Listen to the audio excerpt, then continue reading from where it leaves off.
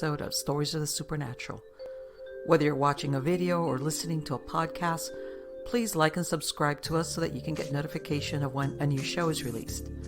Links to videos or MP3 files can be found on MiamiGhostChronicles.com.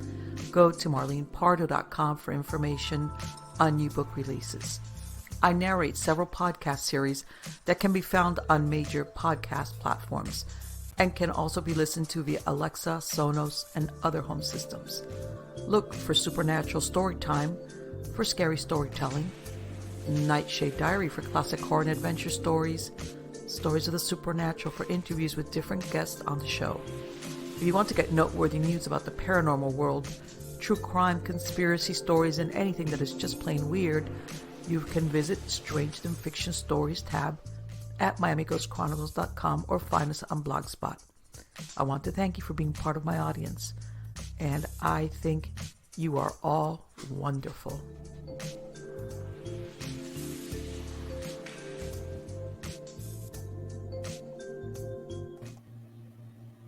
Hi, everybody. How's everybody doing today? Good. I'm doing good. Great. Even though the show's going to be a little bit staggered, I'm going to still say it Happy Veterans Day because we're doing this November 11th. So thanks to all of you who served in the armed forces. And that includes my youngest son who was in the Navy for 5 years. Anyway, let's get on to the good stuff. I know everybody's been asking me, you haven't shown us your Chicken Kingdom videos. You know what? I'm going to be going out and I'm going to do videos with some of my special chickens that I have, that I hatched and I, basically nurtured. I want to do a video on that next time around, guys. I promise. I'll bring in the characters because I do have characters, even though I have a free range flock, I have some that, like I said, I have my 8-year-old and I have some that now I think about it, maybe they're going on 3 or 4 years old that basically I hatched them in an incubator and some of them got sick. And I learned a lot about chickens during that period. But I promise the next episode, I'm going to do a little intro for the video portion, not the podcast, obviously, of me and Chicken Kingdom. Now, next thing, guys, sign up for my newsletter. Go to MiamiGhostChronicles.com or MarlenePardo.com, and you can sign up for my newsletter. It comes out once a week only. And usually I have some article, ghost stories, true crime, something interesting. And I also have links to any of my related videos or podcasts. And if I have anything that's going on with my books. For example, when I just released the last true crime one, the Hot Day on a Cold Slab, for 15 days, I had 100 book giveaway on Amazon through Goodreads. So, I announced it on that newsletter. And the reason why sometimes it's easier to do that is that I can time it better sometimes than the video. So sign up for my newsletter. Second thing, I've got a new sponsor. Okay. And this new sponsor, their name is Plan to Stay Safe. And basically what they do is they ask you, how do you plan to stay safe? They offer stun guns, pepper sprays, hidden cameras, diversion safes, knives, Kubatons, any of the non-lethal things that you can carry to stay safe. They have a lot of camping supplies, sporting goods supplies, things of that nature. And best of all, in the United States, if you order $50 or more, you get free delivery. USA only, free delivery on any order, $50 and over. All right. So go ahead, check them out. They are at plantostaysafe.com, plantostaysafe.com. Check them out. They've usually got daily deals. Like I said, that no cost for $50 and over order. That's great. No shipping charge. So by all means, go ahead and check them out. Now let's get on to the good part. The good part is the guest. This is a first-time guest for Stories of the Supernatural. And I'm very excited because when I say who it is, I am sure that you are very familiar with this gentleman. Okay. Because he has been involved in the paranormal world as far as shows, books, you name it. All right. Drum roll. Okay. The guest today is Jeff Belanger. Okay. And I'd like to for you to help me welcome him. How are you doing today, Jeff? And thanks for having me on. I'm unmuted now. Nah, exactly. Yeah, that's me. Forgetting to. I was lip syncing before. My audience is like, oh, Marlene, there she goes again. So anyway, Jeff, let me fill in my all my you know, it's I'm not like here if that's for me. If that phone I'm call's for telling me, you, tell them I kid I'm you not not. here. You know what it is? I have my phone on silent. The only exception are my children, which by the way are adults. Because I'm Right. thinking they're adults. The only time they're calling me is mom. So of course, impeccable timing. That's my son calling me. Take the So call. See how he's doing. no, He no, was no, in the no, Navy. no, Tell no. him If he's happy. calling me, no. It'll be something. Today is he's on his day off, so he calls me about stuff that Sometimes we trade ideas on books and stories. So, he's my writer. He's my kid that turned out to be a writer. But anyway, let me get on to Jeff. Obviously, and this is his bio. He's an author, a podcaster, storyteller, adventurer, explorer of the unexplained. He's written more than a dozen books that have been published in 6 languages. He's the Emmy-nominated host, writer, and producer of the New England Legends series on PBS and Amazon Prime. He provides programs and lectures to audiences all over the world, and he's been the writer and researcher for every episode of Ghost Adventures on the Travel Channel. Jeff has made media appearances on hundreds of radio and television programs over his 20-year career, and he has a passion for mysteries and legends. Yay! Thanks. So I do. yes, and let me tell you something. True. Despite what people think, that sometimes that to me that's a fascinating. So many things fall under that umbrella of whether it's mysteries, legends, folklore, paranormal, whatever you want to call it. Sure. It's to me it's endless. Let me ask you something, Jeff. How did you get interested in this? Childhood experience? What happened? Yeah, so I grew up in New England, and I think I was just sort of steeped in a tradition of haunts. I didn't live in a haunted house, though. I had a friend down the street who did, and his house was built in 1760, which I always thought was interesting. I mean, at the time it was built, we were England. We weren't even America Right, yet. exactly. And they'd say like, yeah, sometimes we see this old guy walk down the hall and just disappear. And I'm like, are you kidding? Like, is that grandpa? Like, who is that? He's like, we don't know, but it doesn't bother us and we're not scared. And I thought, this is amazing. And I also grew up in the town next to Ed and Lorraine Warren. So Okay. they're from Monroe, Connecticut. I lived in Sandy Hook, Connecticut. And so I would go attend their library programs and things like that in October and hear their stories and see their evidence. And I thought, this is amazing. Like, what an incredible thing. And so I went to school to be a writer and started as a journalist, a features writer. And around October, you go looking for these kind of stories. So it was the mid 90s that I started writing about ghosts and haunts for October. Went on the newspaper's website and they said, wow, your paranormal articles get 10 times the traffic of everything else combined. And so I started my own website, ghostvillage.com, back in 1999. And it's still going. And it's just, it's not a career I planned. It's just, then I got a book deal and then I started writing more books and then I started working for Ghost Adventures. And then, one day you kind of wake up and say, oh my goodness, this is my full-time job. And I'm so grateful for it. Sure. Exactly. It's like, it's that what you say that it's not a job, even though it's a job, but it's a passion. So it doesn't feel a lot of times like a job. You see, because you're doing what you love. Sure, totally. But at the same time, I have bills like everybody else. And this is how I pay them. So it's, you do like a million different things. Like Ghost Adventures is great and writing books is great, but like none of them alone are enough to, pay for a family and a house and things like that. And so, but at the same time, I think that suits me well because I couldn't do any one thing for too long, One of the things I love about these stories is that, like on Ghost Adventures, every episode is a new place, a new thing to learn, a new, what's behind this haunt? Why is this place haunted? And every building has its own unique story. And so, pretty much every single week of my life, I'm working on something new. And that just keeps a lot of research, I bet, huh? Yeah. Oh, a ton of research. Yeah. Because for me, when you say a place is haunted, the backstory, the history, that's the stage that you set the ghosts on. I mean, if you went to see a play and all the actors walked out on stage and they're all dressed completely in black and the stage is completely black and the curtains are completely black and there's nothing and they walk out and they start talking, you're going to be confused. Well, what year is it? Where are we? Are we in the city? Are we in the country? Are we in an apartment? Are we out in a field? There's no context whatsoever. And so your brain doesn't know how to process the words you're hearing. And it's a lot of work and a lot of time to catch up. Yes, it A lot of does. paranormal television shows just go to a location and go, okay, they say this place is haunted. Let's start doing EVP. And you go, oh, well, that's the stage without any setting. You know, I mean, I don't Mhm. understand it. And I need to put it into some context, because that allows me to connect with whatever might potentially be there. Right. And I mean, I understand I'm a little bit older than you. And I remember when I was a kid, the only library books were Hans Holzer. And, a lot of his Yeah. stories took place in the Northeast. That was his stomping Yeah. ground Yep. when New York he guy. would Yeah.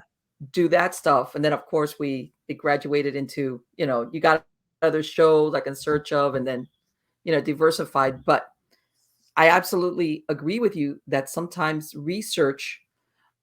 sometimes the usual suspects aren't the usual suspects. And when you do the research, you realize, man, there's a lot of dark history here beyond maybe the stories that are told. Well, sure. And at the same time, like, I mean, to me, the simplest definition of a ghost is that it's the past coming to the present, right? I've said it's Mhm. history demanding to be remembered.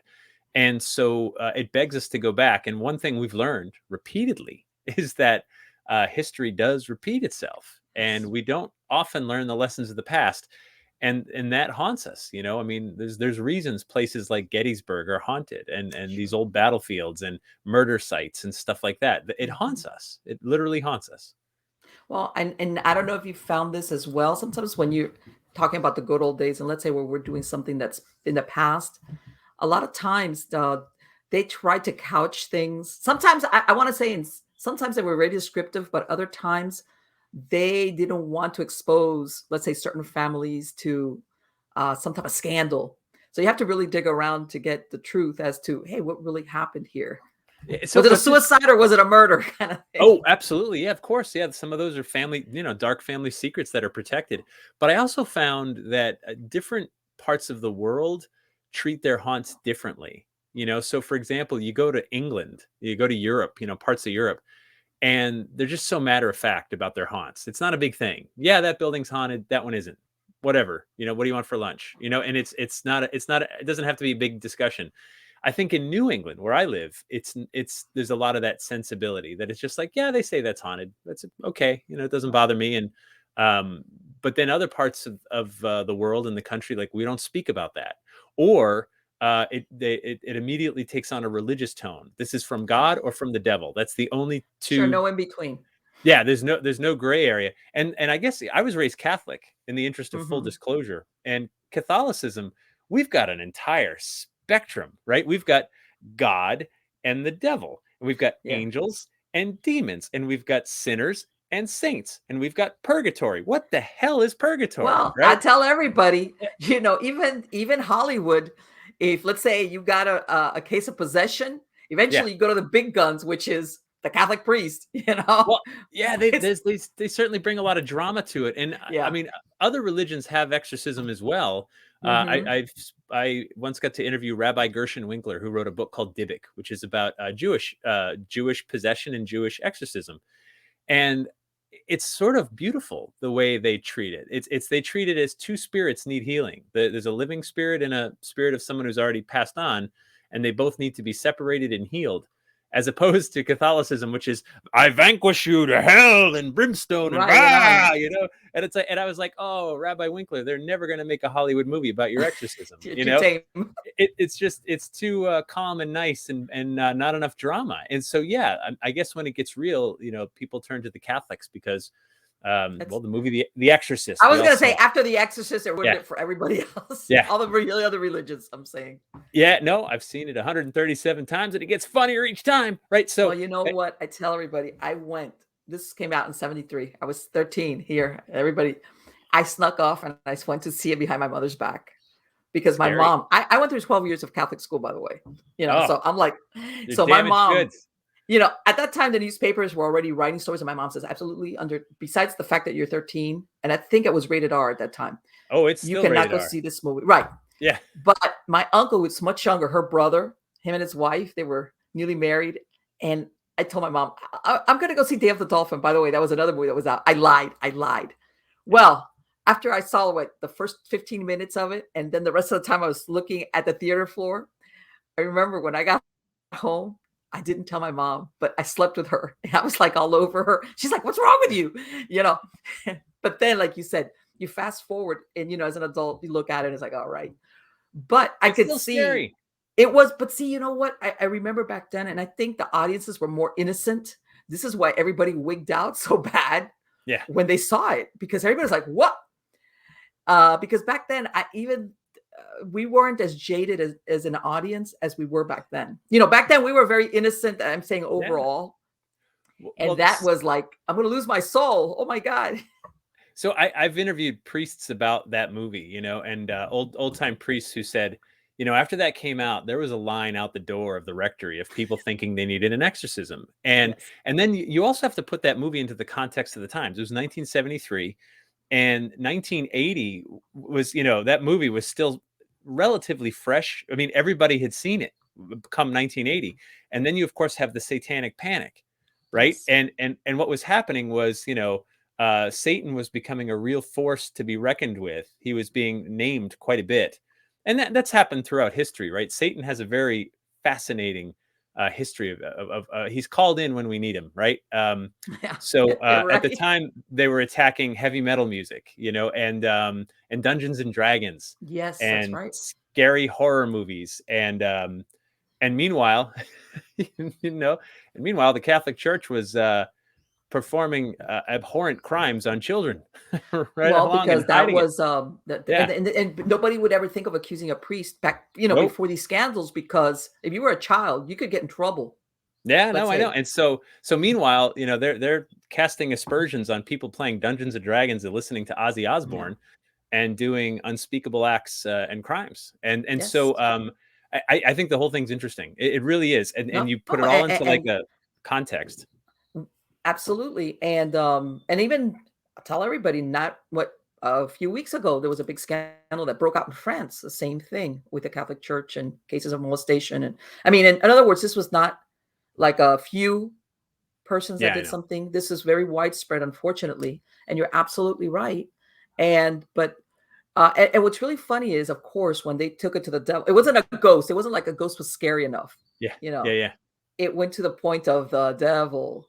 Well, And yeah, devils and demons, and we've become more of extreme in our culture, oh yeah, and so a ghost isn't scary enough, oh and no, so we've got to go to this like preternatural creature that's just out to get us. And the interesting, I started working on a project about the devil, specifically the devil in New England, just where he shows up and how he shows up. I mean, we've got hundreds of locations named after the devil. We've got like Devil's Foot Road and like Devil's Coffin and Devil's Corn Crib and Devil's Den and corn grip. I like love them. like all these various like locations, whether it's a street or part of a mountain or a gully or purgatory chasm, like all these names, it comes up again and again, and these names are old, they go back centuries Yes. sometimes. And I think our puritanical roots show up. For them the devil was not a metaphor, the devil No. was literal. And so by naming so many locations after him, by keeping him on everybody's mind, you on the one hand you give him quite a bit of power, which is Sure. ironic, right? The thing you Well, fear, you're supercharging, and yet and yet his influence sort of sticks around, and his influence waxes and wanes. And the more we try to label something as satanic, so that's what we saw in the 80s, the Satanic Panic, right? Ozzy Osbourne was under attack from from various church groups for well, making I think heavy that metal music. yeah, anything that, I mean, come on, I remember when Madonna came out with like a virgin, and Hmm. he was like, "Oh my god, it's sacrilegious." Well, sure. And well, she was pushing boundaries. Sure.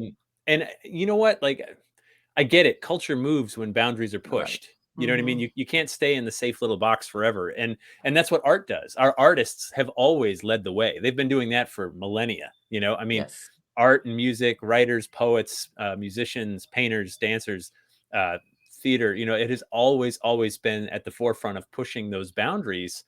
I mean, depending on your perspective, some people, and change is scary. I get it. Some people look at Sure. that and say, "Oh Absolutely no, is. that's not how our society's supposed to work. That's not how I grew up."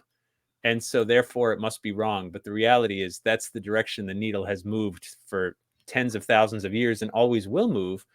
And we just sort of have to understand that culture evolves, And I think it's ironic that sometimes haunts and ghosts and legends are the things that do connect us back to those days.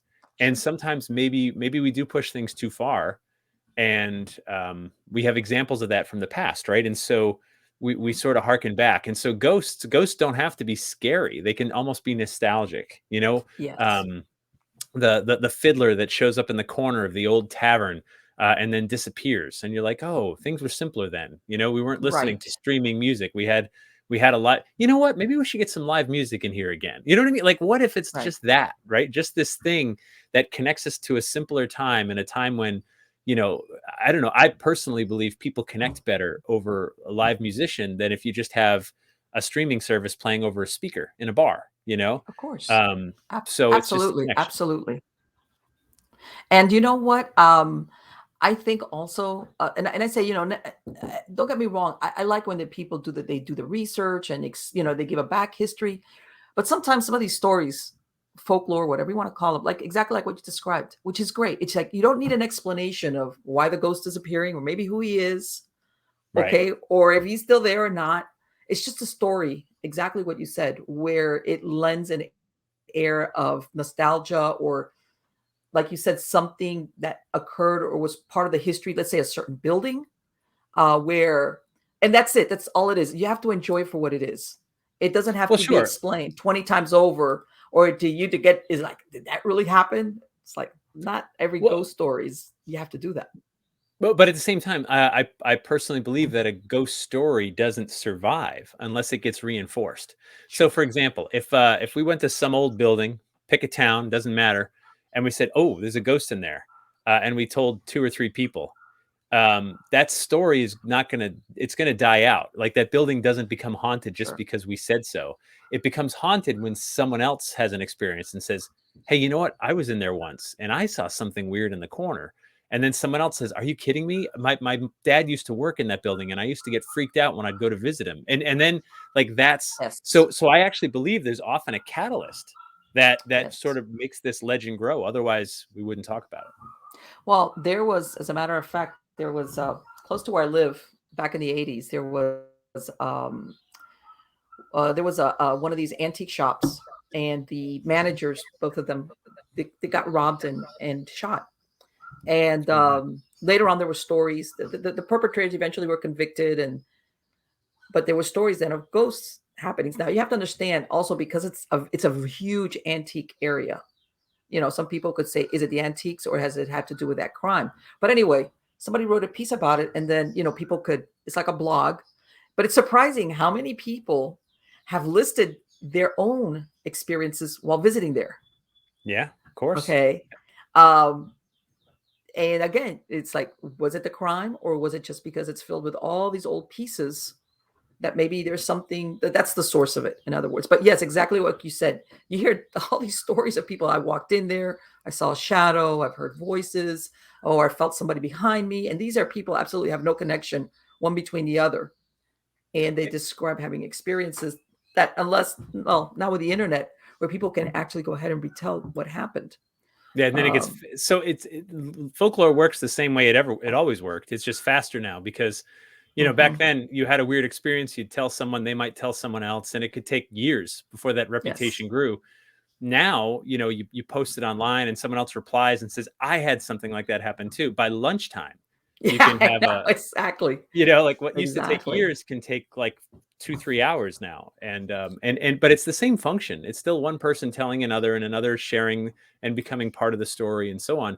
And I think this is what you know people sometimes scoff who are very hardcore into researching paranormal. I said, look, any paranormal show you have ever seen in your life, any episode of any show, Leonard Nimoy, In Search of, like all of them, everyone, 100% started with a story. Someone Of heard course. something, right? If you were really doing objective scientific research, you wouldn't go to a haunted building. You'd be like, hey, this Walmart was built 3 weeks ago. Let's go in and look for ghosts. Like, let's Like, use this as a control, right? But we don't do right. that because it's not Exactly. interesting. No one's Exactly. been there long enough to have anything weird happen beyond the normal weird stuff that happens at Walmart. So we're not real. We're chasing stories. We always were. Right. And well, I'm sure you've heard of that famous the Toys R Us out in Yeah, yeah, California. yeah. This was Sure. that The it was photo. haunted, and then later on it figured out that it was supposedly something that happened on the land. Yeah. You know, where weird things have happened. And I tell somebody sometimes that's where you get new buildings and or houses, and stuff starts to happen is what was on that land before then. Okay. Sure. No, Sometimes things are documented, other times they're not. construction doesn't have to be old to be haunted. No, There's a yes. couple of stories I worked on. I interviewed a woman who owned a house, say like Tennessee. It was a new house, like it was less than 10 years old. No one had died in it. And she said she was in her basement doing her laundry. And you know how basements have windows at the top, you know? So she said she looked out the window and she saw these feet walking like 2 feet above the grass, like Okay. hovering, and walking by. And she's like, what the hell is this? And she would do some research and she learned that this house is on land that was once a Civil War field hospital. And the grass, of course, was graded down when a lawn was put in.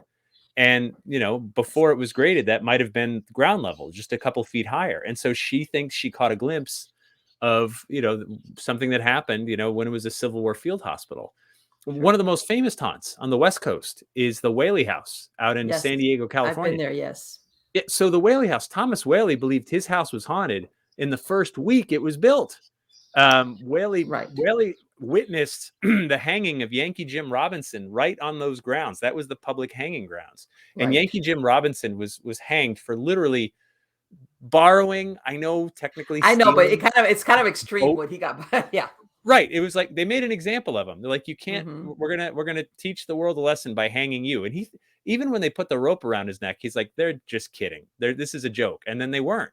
And the rope. He was a tall guy. The rope was not the right length, and he strangled to death. He didn't snap his neck. Right. And That's a very slow, agonizing death, by the way. so Whaley builds this house, and the first week he hears these boot steps coming up the stairs and realizes there's no one there. And he writes in his journal, I think it's haunted by Yankee Jim. I watched him die right here on these grounds. I mean, so that's brand new construction, 1 week old, and he thought it was haunted. Yeah, but let me tell you something. But didn't he incorporate the gallows? Wasn't it right there, part of the house or something like that? Or I think or because the courthouse, it was like really weird. It was like one of those things where like, why would you live there? But back then you have to. I think people don't realize back then you had to be practical. right. So it was his house, it was a store, and it was a courtroom. Right. Like it Right. was a lot of things. And because that's how he paid for it. He could rent out the courtroom. He had the store to sell goods, and he lived there.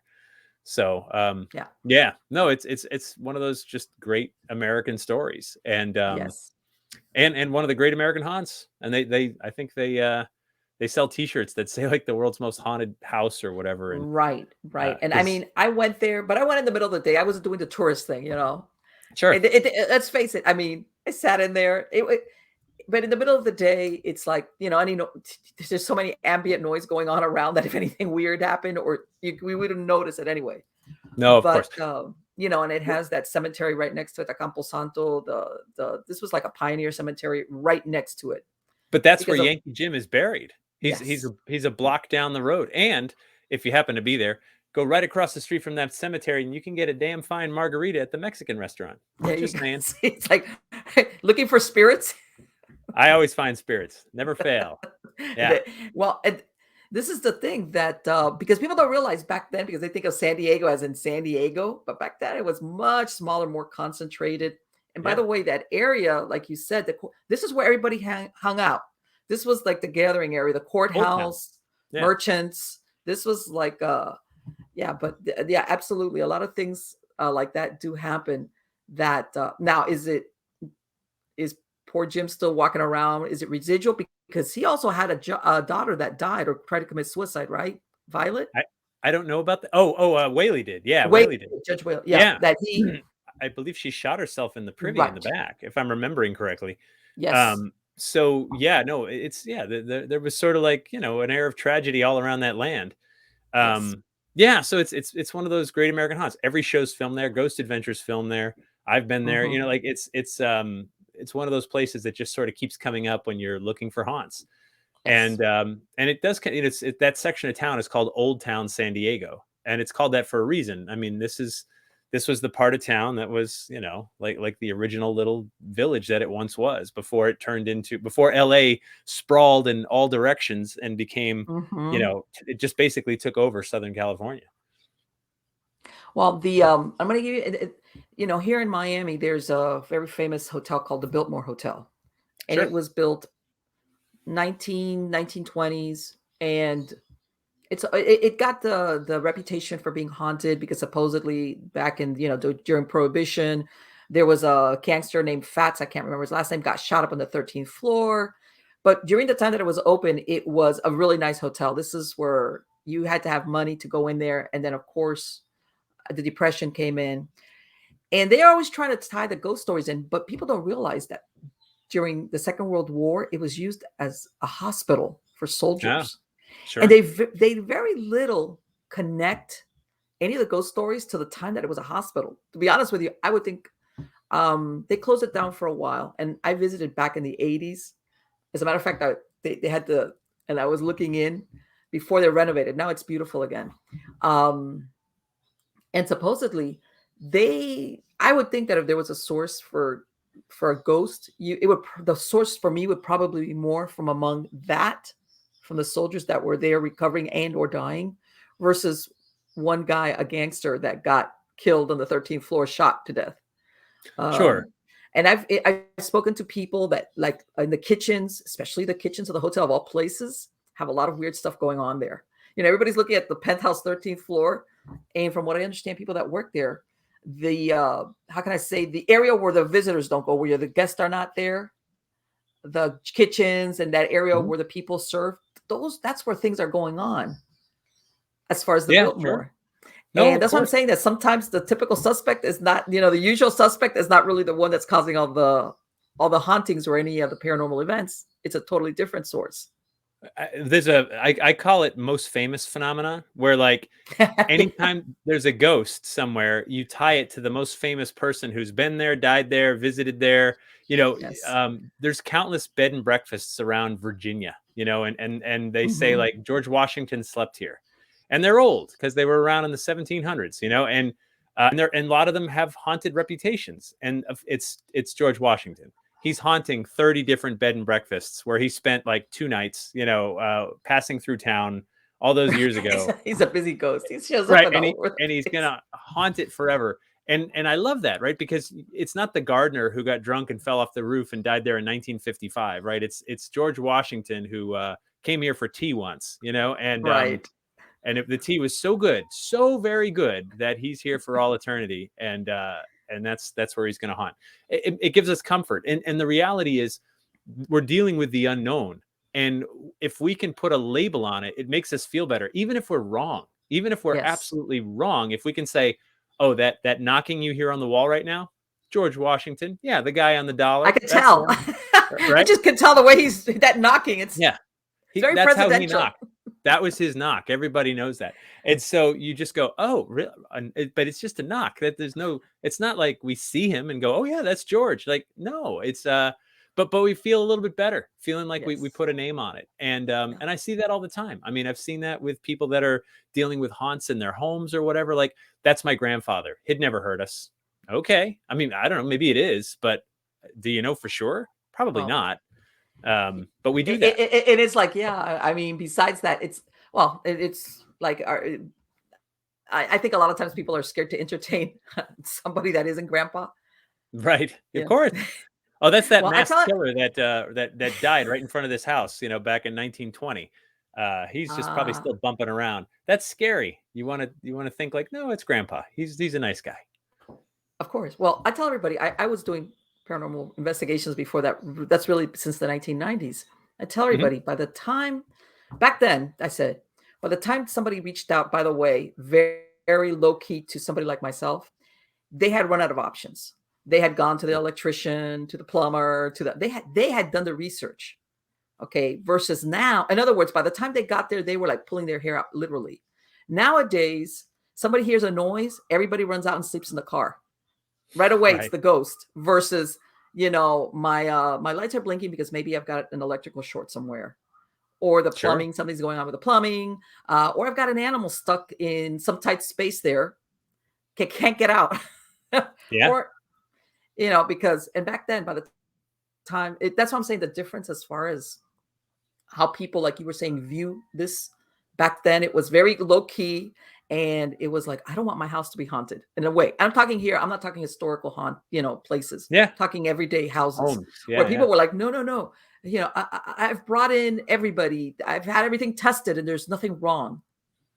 And Yeah. it's like, now we've crossed off all the possibles, and we're left with something supernatural as an agent causing the disturbance.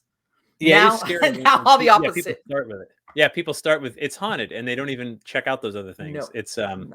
yeah, that's a concern. And I can tell you, like because of what I do in my work with Ghost Adventures, which is a really popular show. I mean, I've been doing that since episode 1 and it's been Wow. What is it? 13, 14? How many years is it now? 13 years. 13 Something years like we've that. been doing it. Yeah. Yeah. Yeah. No, I know exactly what it's been. It's been 13 years and which is amazing. Like what a run. And Mm-hmm. we're still going. I can tell you. We're working on new episodes right now. And uh but one of the things that happens is I'll get emails from people that are just like, hey, I think my house is haunted. And I get a fair amount of those emails and I go, okay, I'm reading, I'm listening. This is happening, that's happening. I'm like, okay, interesting. And then it says, I really need to get Zach here from Ghost Adventures. And I'm like, you lost me. I'm out. Right. Because if you think your house is haunted and you think you need help and you're reaching out to someone like me, I get all that. But when you say, no, it's got to be Zach, you got to get a TV star here to help me. I'm like, Yes. you don't have a real problem. If you had a real problem, you wouldn't care if it was Zach or anybody else, Absolutely. right? You'd say like, Absolutely. can anybody come help me with this? Yes. Now, sometimes I get emails that say, I do not want to be on TV. I don't want to be in any of your books. I That right there don't is a want to good be sign. public. And then I go, ooh, you have my full attention now. Yes. Absolutely. Absolutely. Like, oh, all right. Well, then let me read this carefully. As soon as I see Mm-hmm. Zach's name in the email, I'm like, boop, delete. I'm not his Right. agent. I'm not his middleman. You Of thinking course. Of that's the course. solution? Forget it. Right. It's And not. and I tell everybody, that to me, that was usually a good sign. Well, back then, because I tell everybody, this was before, when you had to pay to develop film, to put it in Yeah, context right. of how long ago this was. I remember. Yeah. Um, it, but now and I'm going to say, for modern, where you have to tell the family or the person, there's nothing really here. We discovered, hey, do you know that you've got some cables there that are peeling back some electrical? Oh, you sure? It's got to be held. I'm like, no, not really. Yeah. They're kind of disappointed in that Yeah. regard. And I'm thinking to myself, you really don't know, uh, what you're asking for, as far as, some people that have experienced true hauntings. And I'm not talking anything residual, which is, like you said, a certain smell or a certain noise or stares, and it's just a loop. There's nothing there. Yeah. Or something that's a little bit more disturbing is like, why would you want that in your house? Do you realize really what you're asking for? Well, Um, sure. uh, But yeah, and I think too, I remember working on we were filming this, it's called a sizzle. It's not even a pilot. It's like a sizzle mhm. reel for like a show that never got made. No shock. Anyway, this house, they had a lot of issues. So I walked Okay. in and they said their house is haunted and they have all these problems. And if they could just get the demon out, everything would be okay. Oh, the And D word.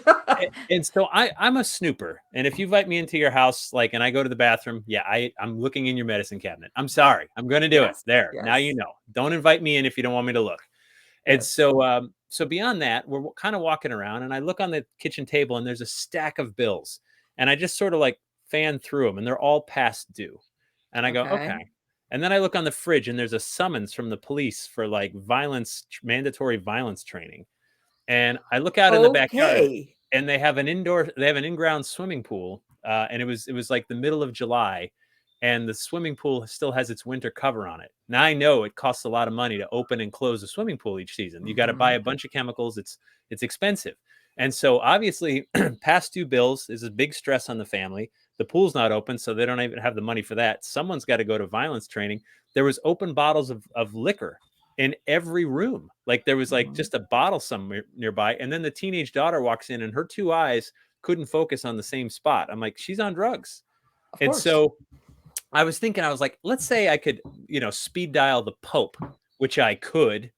Uh, and I get them down here like in the Pope helicopter, like in the next hour, which I absolutely could do. I could do that. I have that power. I have him on speed dial. And he comes in with super soaker squirt guns full of holy water. And he's just, dousing the house. And he's got incense burning and he's whipping them around on his head. And he's doing cartwheels and like the super Pope exorcism, this thing that only I can get because I know him so well. And it's a favor I can call in and only me. Let's say I did all that. As soon as it's over and the smoke clears and the Pope's like wiping the sweat from his brow and getting back in the super sleek helicopter and flying back to the Vatican, you're still going to be an alcoholic. Your daughter's still on drugs. You still have violence issues. Your bills are still past due. I mean, that does not go away with an exorcism. And so I was like, we got to solve these other problems before we could even think about something that could be, deeper than that. Because you guys are under an enormous amount of stress and you've got chemical dependency and you've got, violence issues. Like this is not a good place to be right now. Right. Well, and the help I can offer is not the help you need, at least for that right. part. Yeah. Like my help would be like, let me get you the phone book back when there were phone books. And let's start looking for psychologists. Let's start looking for rehabs.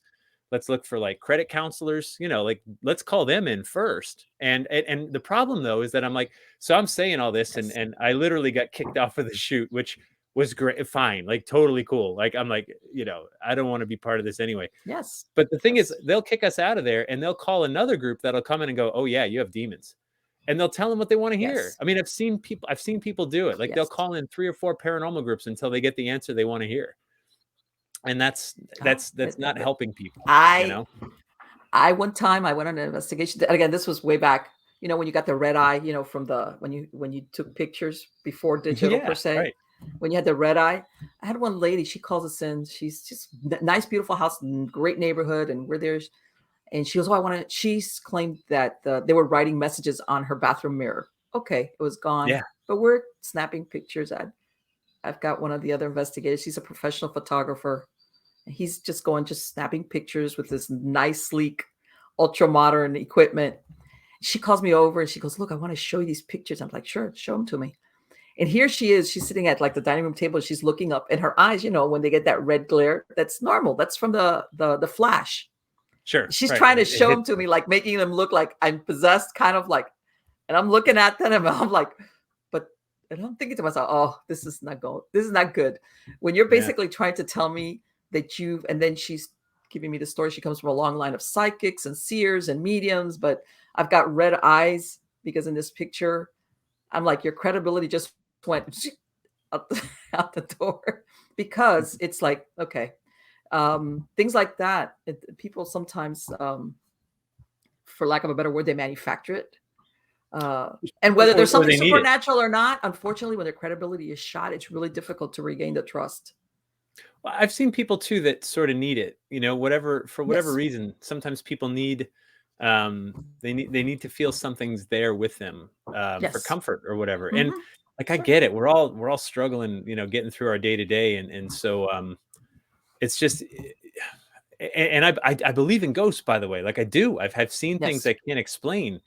But I've also found them to be, I've been doing this, over 20 years and all over the world in some of the creepiest places on the planet.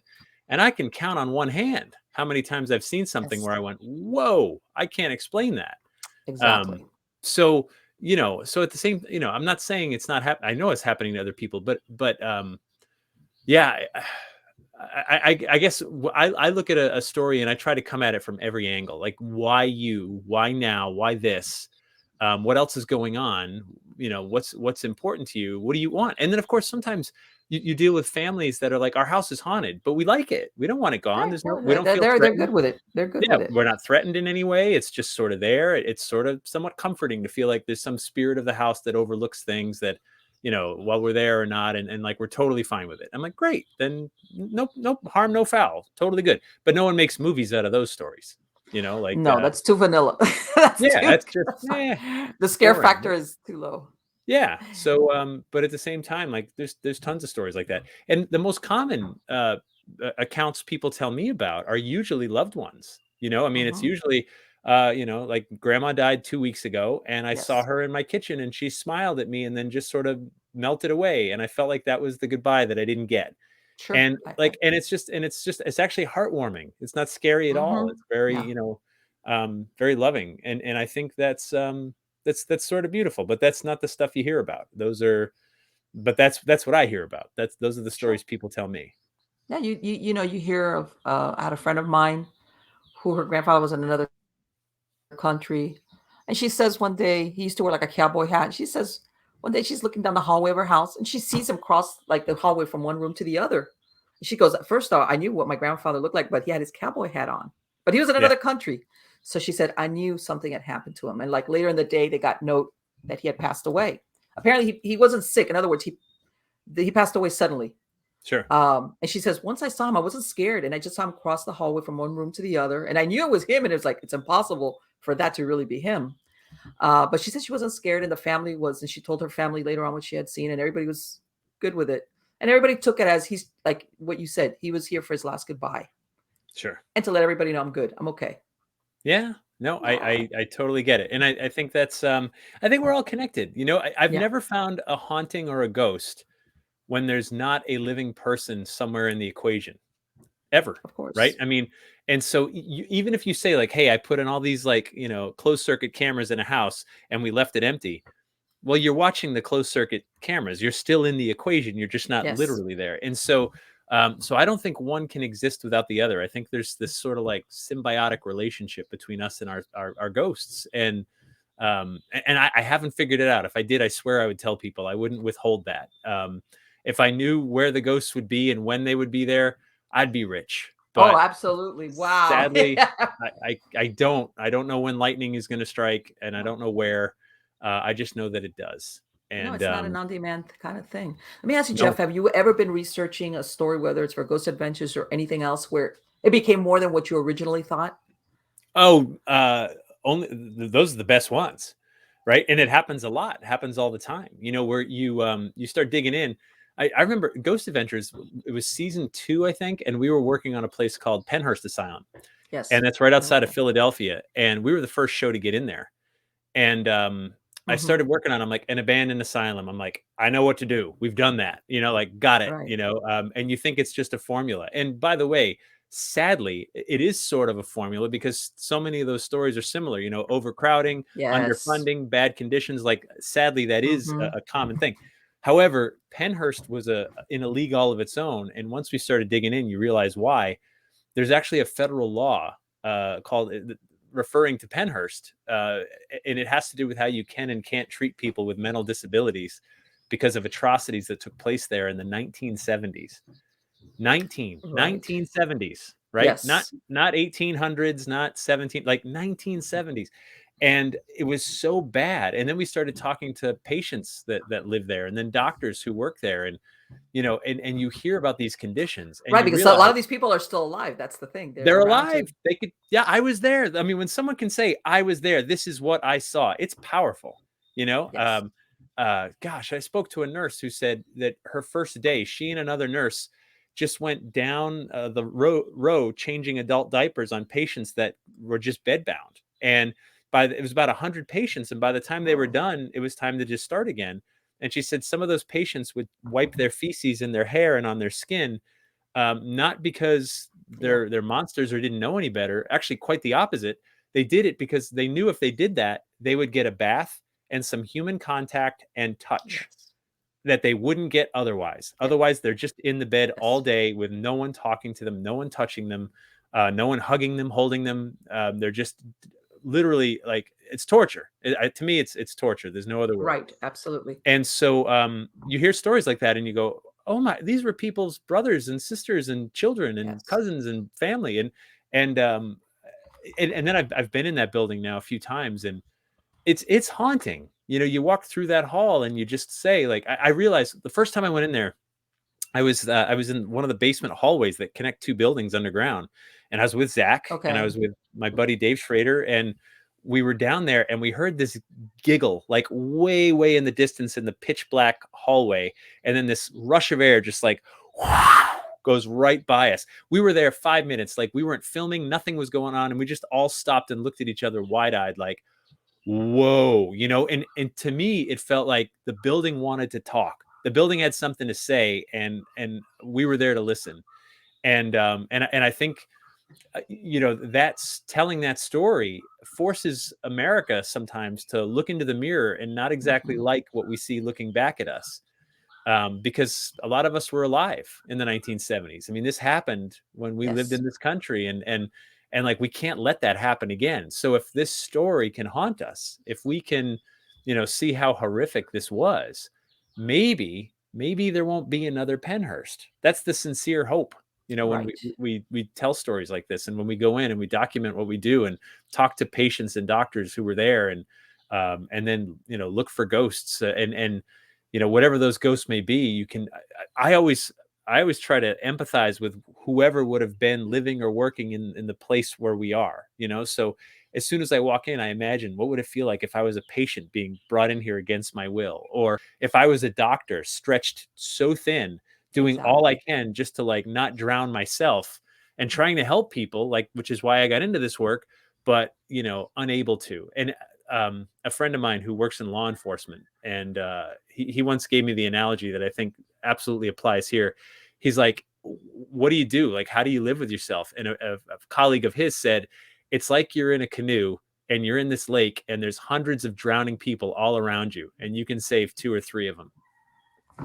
And that's sometimes that's what it comes down to. Yeah, and Absolutely. you gotta be okay with that. You gotta, I saved 2 or 3, and the rest are gonna die. And I'm like, I just looked at him and I'm like, man, I couldn't do it. Couldn't do your job. I either save them all or I go down trying. You Right. know, And like, that's the couldn't thing. do it. That thing where it's like, yeah, you're that's sometimes the most that you can do. And not to mention, at Yep. one time I was doing research. There was another asylum up in upstate New York called Willowbrook. You know, Geraldo Rivera. No, He did a big we did expose it. on it. We filmed That there. Yeah, I know it. that was like a big deal because he brought in cameras when it was still open and active, and same Yep. thing, exposed. Well, I was doing research, and back in the 1932, I want to say, they had a murder because they what happened, unfortunately, and even back into the 40s, if you had a child that had some type of Down syndrome or everything, you were urged to institutionalize them. Sure. This girl, she had ended up, since she was small, being shuffled around, and she ended up there. She was like 14 or 15. They find skeletal remains. They reconstruct it, which by that back then it was an avant-garde thing. They they reconstructed her from the skeletal remains, and later on, her sister identified her. They figured out because she had blows to the skull, that she had been murdered. Ah, Come to find out later on, and these things happen. They kind of dropped the ball on the murder as to who did it, again, because this was kind of like a girl that lived in, because they actually lived there in this asylum. Even though they weren't kept penned up, they worked on the grounds. sure. This same person that killed her later on, he killed somebody else, but the woman he killed this was in Maine. She was not well connected, but she was not a poor girl that lived in this asylum. And of course, everybody charged in there and caught the guy. And they realized, because he had changed his name, he was the one that had killed this poor girl like 2 or 3 years before.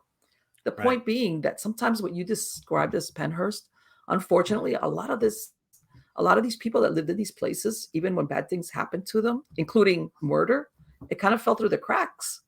Sure. Where, and even now in current law enforcement, unless they follow through, as to investigate it thoroughly, it just becomes a cold case and fades away. Mhm. And sometimes, in some cases, not all the times, it's also the recipe for haunting sometimes in some of these places. And like I said, Willowbrook is one of those that, from what I saw, it looks like those same thing as Pennhurst, very extensive grounds, acres and acres. Sure. Where, for lack of a better word, they were warehousing people. Yeah, no, of course. And then, you know, what's even worse is that those facilities have all been shut down, Yes. and there's still a need. You know what Oh, I mean? I mean, absolutely, there is sure, a yeah, lead. some people could be treated with medication, but I Mm-hmm. mean, I think our swollen prison population, some of Yes. those people need to be in an institution, and if Yes. they can't be in one Yes. that cares for them, they're incarcerated. And our homeless population, and so the deinstitutionalization in the 1980s was a It complete left a big hole. it left a giant hole that's still there. And not only that, I mean, it was counter to everything this nation was founded on. I mean, Yes. when New York State, for example, every county had to have a poor farm. And a poor farm was like the early asylum, right? Like the poor Mm-hmm. farm is where everyone went, like widows who couldn't take care of themselves or widowers, people with special Anybody. needs, people with disabilities, and the community had to pay for it. And the institution had to be as self-sufficient as possible. So grow their own food, do their Yes. own, sew their own clothing and things like that. And it was just understood, like these folks are from your community. You have to take care of them. That's just how it is. And everybody knew it. And Right. now suddenly, like, we lost that spirit along the way. And it's tragic because the need is still there.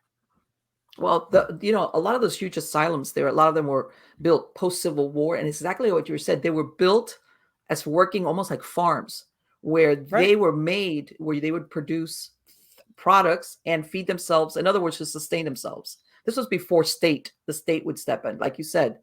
And depending on the severity of some people you could not let out. They couldn't work there, because their mental illness didn't allow them. They were violent, but there were others that they could work there, and they kind of gave them structure and basically a place to live, which is, I think, sometimes where a lot of these places end up being haunted, because most of these people spent 30 and 40 years of their lives actually living within these walls. This is where they lived. Right. And I know that one time when I was doing my graduate degree, I was speaking to one of my professors, and for 10 years, he worked at a men's prison. I want to say it was Missouri, something like that. And he worked like an in-house counselor kind of thing in the prison. And he told me exactly what you just said, which confirmed a lot of these people, yeah, they might have committed a crime, but really their bigger need is mental health, Right. you know, Right. Yeah. and they end up in the prisons. And and of course, a lot of their, I don't mean to excuse their conduct if they've done something criminal, but yeah, maybe if they would have had a place to address the mental illness from the beginning, they wouldn't have ended up in prison. Yeah, no, it's a tragic state, but so I think it's important to tell these stories, and that to Yes, remind people that, absolutely, like, absolutely. we did, and not that that was the solution either. As we've learned, sometimes the conditions get horrific because they get Mhm. underfunded and understaffed, and then that's worse than it not being there. But at the same time, like, they were all built with the best of intentions, and Yes. there were times when they worked really well. Yeah, they Those did. old Kirkbride asylums and things like that. I think that the study of history is, of course, the study of ourselves. When you go back, Mhm. you are a product of not just the people who raised you, but where you were raised. I Yes. mean, like, because that has such an influence on the whole, you know, the whole setting of your story. And so for me, like, the study of history is just a way to look at ourselves and understand how we got to where we are, how I got to where I am. I mean, in my own Sure. town and community, I look at some of these places and I'm just like, oh yeah, like that's a place that, like, my great grandfather would have worked. And then, Sure. and then so on. And then there's this connection, this like thread that sort of ties you from, one generation to another. Um, and you realize we're not all that different. We just have wicked cool phones now. Yeah. That, you know what? And it's true. I absolutely, and I'm gonna use my years of life. I say, I remember when there was not even a pagers around. I remember even before we had answering machines. And that's Yeah. not what started. After the answering machines, we went downhill from there. Before, I don't know. you know Yeah, what? People called you and it rang and nobody answered. They would call later. that's And that right. was Yeah. it. And you No rolled the answering dice when the machine. phone when the phone Uh, was ringing, you rolled the dice. You're like, could be someone I really want to talk to, could be someone I don't. Let's see what it is. and Hello. sometimes, but it wasn't, how Yeah. can I say, it wasn't that on demand that we got going on now. Like, hey, I Yeah. called you. Why didn't you answer the phone? Or I sent you an email. I text you. Um, Yeah. but I'm saying the answering machine, from the answering machine, we got pagers and then the block phones and then we became like where we are right now, in other words. And you Sure. know But it's what? And just I'm going to it's ask you. I'm sorry. Go ahead. Go ahead. no, but it's just different. It's not better or worse. It's No. different. And like, my daughter's growing up in it, and for her this is normal. Oh, So, of course. you Of know. But course. anyway, go ahead. Let me ask you something. Do you think, Jeff, because that as our exposure or use of technology rises, there's another part of us that wants the, like you said, the folklore, the romanticized ghost stories, the mystery. That's the opposite of all this technology where everything is explained. I mean, we always love story and mystery, right? I mean, that's the thing we ponder, and I get that it's also frightening because of these supercomputers in our pockets, and the internet in general, and all that stuff. We have access to more information than humans have ever had in the history of humans, right? There's Yeah. if you grew up 100 years ago, you might have had a local newspaper or even a regional one, Yeah. and most of what you heard came from like your neighbors or at town. Yeah. Like that was it. It was not a lot of information overload. It was just life was pretty simple. You had to do your job, whether it was farming or whatever, and you had to, pay your bills and raise your Yes. kids and find your food and not be a bad neighbor. Yeah. Otherwise life just gets hard for everybody. And so now we've got so much information, and a lot of it, as we've learned, is just wrong and false. And we're Mhm. bombarded, and people are frightened by that. Yes. And I get it. I understand. A few years ago, I climbed Mount Kilimanjaro in Africa, and Wow. it was 10 days, it was, well, 8 days on the mountain with no internet, no phone, no computer, no Wasn't it nothing. great? And after like 3 days in, I realized something. I was like, wow, there's this weird calm and quiet inside of me that I didn't know was missing. You know what I Mhm. mean? And I realized I was like, because day one, I'm like, is my family okay? I'm missing work emails. Like, what? No one can text me. Like, oh my gosh. And then day two, I was like, okay. And then day three, I was just like, the world's going to be fine. It's going to keep spinning Yes. while I'm up here on this mountain. And I once I got back, and you turn on your phone for the first time in 10 days, and it's just like, bloop, bloop, bloop, like all the texts are coming in, all the emails are coming in, and you're just like, oh, I mean, it's smoking. Like there's smoke coming Yes, off it's the thing, like and you're just like, oh, I don't know if I'm ready for this, yes. and I can't advocate enough for like unplugging, whether even if it's just a Uh-huh. day, like go sit by a pond, a lake, Yes.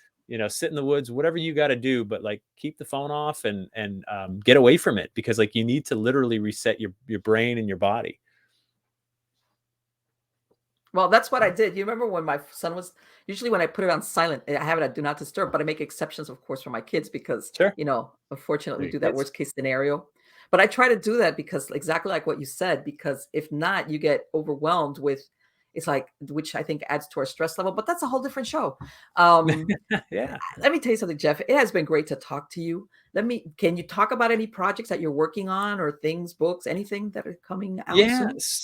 So the thing is, like, so Ghost Adventures is still going. Right. I'm always working on new episodes, and my weekly podcast, New England Legends, is every week. So there's always a new story, something weird. We do, monsters and ghosts and haunts and weird history. And that's every single week, always going. We're filming new episodes of the TV series.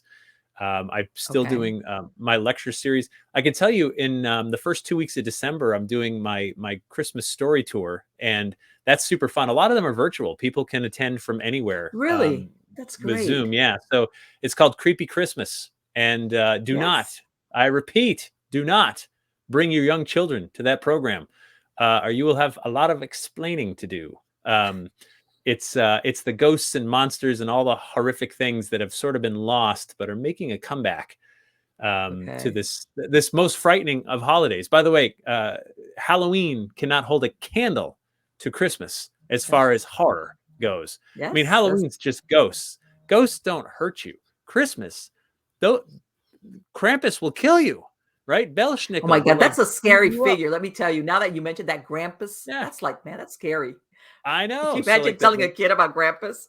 it's the most horrifying holiday there is. The sun hardly comes up. You're worried if it'll ever come back at all. It's everything's dead out on the landscape. All the trees are dead. Everything is gone. It's just bleak and scary. And so anyway, I've got my creepy Christmas story tour coming up. Fun for the whole Great. family, except the little kids. And and then always working on the next project, because that's how it goes. What's your website for my podcast listeners? I have a link to the in the credit to the show, but what's for Sure. my podcast listeners? What's that website? It's my name, jeffbelanger.com. And you can also find me on social media, at Exploring Legends for Facebook or Instagram. And Okay. always happy to communicate with fellow explorers of the weird. Yay! Let me tell you something. Why be normal, right? Yeah. It's much. Let's not call it weird. Unusual. I'd like to try it sometime. I'd like to try being normal just for a day, see what it's like. Try it on like a coat, you know? I know it's like it'd be boring. I think I tell everybody it's like it'd be boring. I Probably, mean, yeah. or like I tell everybody, you know what? This is from Louis L'Amour.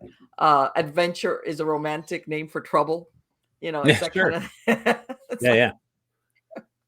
it all depends what's going on with you. But again, thank you, Jeff. It has been absolutely wonderful to talk to you, and I wish you the best of luck on all your upcoming projects. Thank you, Marlene. Great talking to you too. Take care. Bye-bye. Bye. Wow. So did you guys have a good time? I had a great time. I love speaking to Jeff. He is so interesting because, God, if anybody's got good stories, it's him. Because, again, he does the research. He does the research for Ghost Adventures. He does the books. He's got. I've been on his newsletter for years now, and again, which is what I've said before. You know, it's not only just the, how can I tell you, the ghost story in the sense of what we see now with paranormal shows, which is the investigation and the camera and the proof and the EVP. There's a part of I want to call it. Well, he made a very good description. The romantic part of the ghost story, which was that apparition that was seen at a certain field or a certain place. Uh, some people thought they knew who it was. Sometimes you never knew. Sometimes some people could say, well, you know, this happened there, and then after that they saw the spirit of the thing and the whatever. And but nobody ever could concretely say, did that really happen? Did that not happen? Did it stop?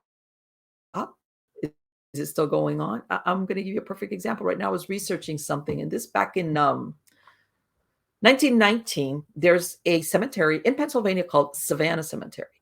All right.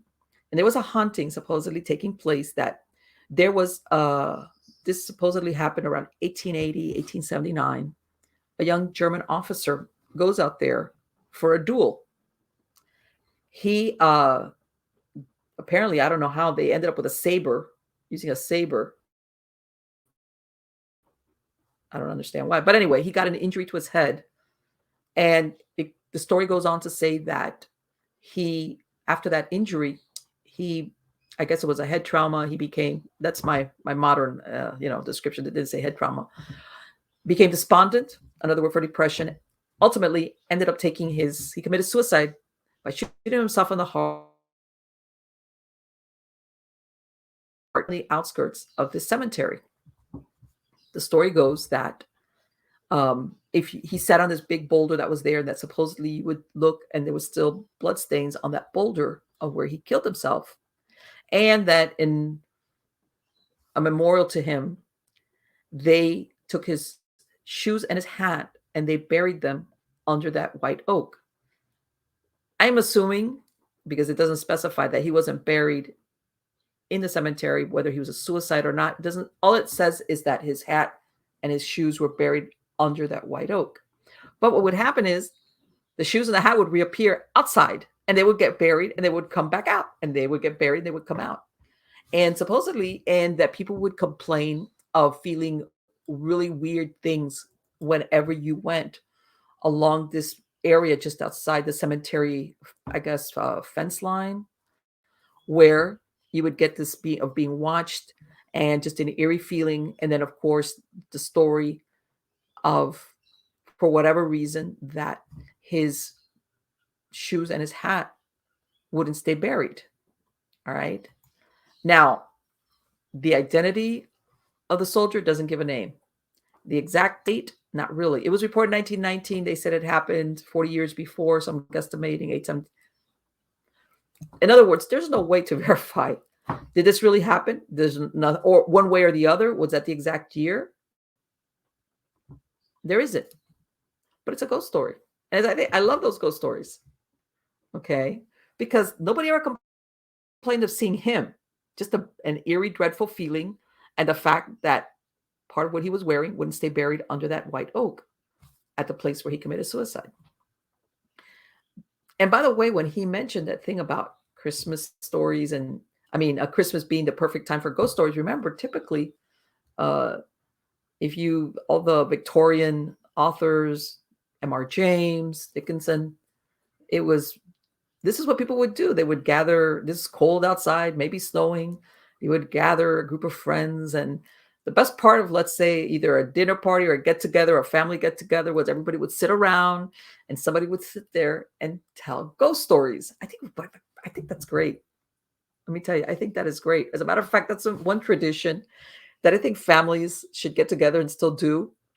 And of course, like all things, age appropriate, because, and then unless you put the little ones to sleep, because kids are impressionable. And if you've got a really, really good storyteller, before you know it, your kid wants to sleep with you. So yes, but let me tell you something.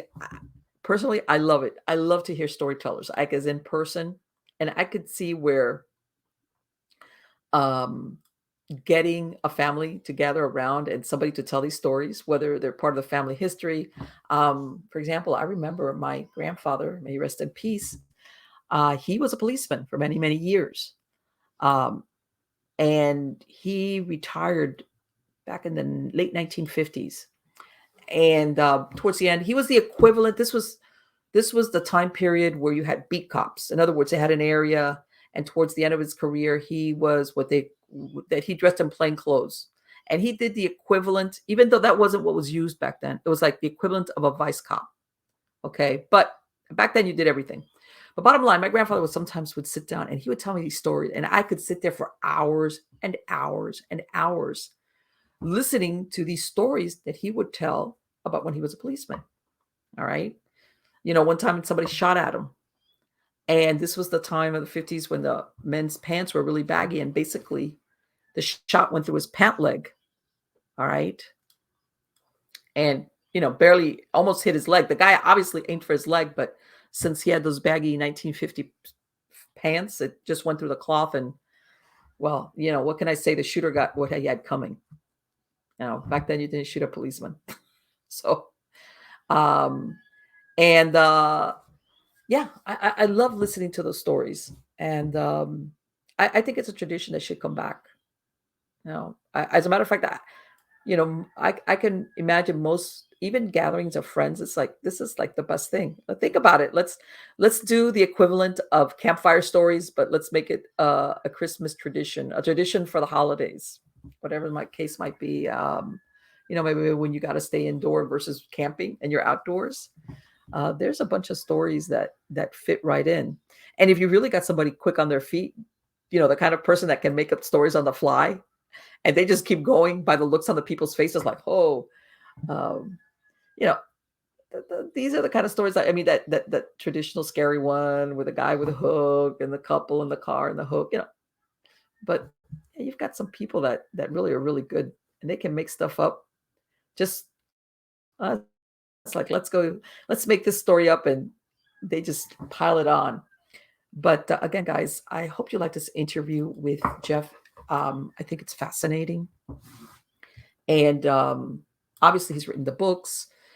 He does all his work with Ghost Adventures, uh, and all these things are, um, for a lot of people that sometimes thinks like the paranormal isn't. Oh, it's like it's been run dry. It's like, okay, we've had 20 years of paranormal shows. That's it. It's exhausted. That field has been exhausted. I beg to differ, very much so. The reason why I say this is, yeah, maybe the formula of the presentation is nah, but overall, I think the ghost story, whether it's just a story or whether it's the research or whether it's an active investigation, there's still a lot left to be explored, explained, or just listened to when it has to do that. And I agree with Jeff when he says a lot of these ghost stories sometimes have a lot to do with us, ourselves, our history. Sometimes it's a family history.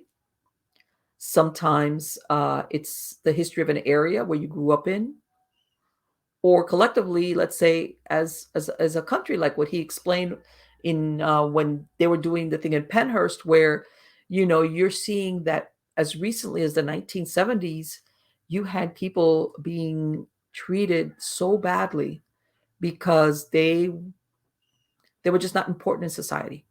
Um, and the truth is, by then, a lot of these places were state run, and it takes a lot of money, and they weren't paying. It's a difficult job, so they were thinly staffed. And even if you got a job there, by the time you were there a while, you were ready to leave because, first of all, it's got to be brutal on your psyche. Plus, you're probably exhausted because there's only so much a person can do. So, in other words, it teaches us that, unless we're vigilant about these things, it can happen again.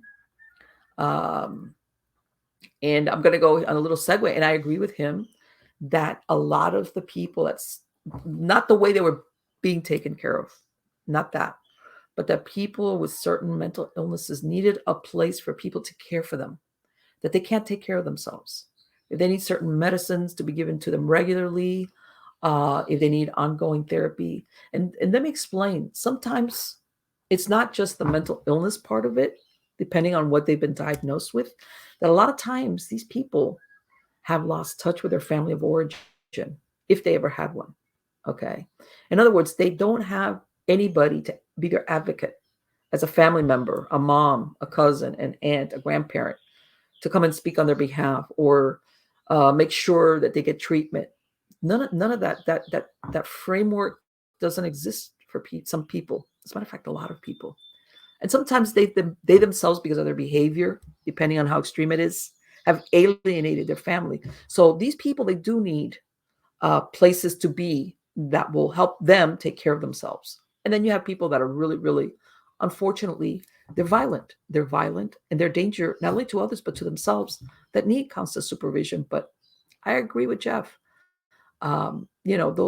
People like that a lot of times are cast to the fringes of our society. We should make more of an effort to take care of them versus just letting them do what they want, even if what they're doing is really self-destructive. Um, and I think that, like he said, that learning our lessons from our history, us as society, need to step up to the plate just to prove that we've learned from history. That kind of deal, baby. Again, sign up for my newsletter. I've got a lot of great guests coming on. Don't forget, you can go to miamighostchronicles.com. You can go to marlenepardo.com. And I've got links there to the different podcast platforms where the podcast versions of the show are released. But I also have links there that if you want to listen to any of the podcast versions without commercial interruption, you can listen, because I have an MP3 file for every show from the beginning. I have it on my website. You can listen to it on your browser. You can download the MP3 file. You do not have commercial interruptions on those if you get it directly from my website. Once you jump off to the podcast platforms, chances are, depending which one it is, you're going to get commercial interruptions. So again, guys, thank you so much for being part of my audience. You are all absolutely wonderful. And I will be back next week with news from Chicken Kingdom. And let's see what we can come up with. Like I said, great guests. You're going to be happy, very happy with what I've got coming on. And thank you so much. I look forward to seeing you guys every week. Take care.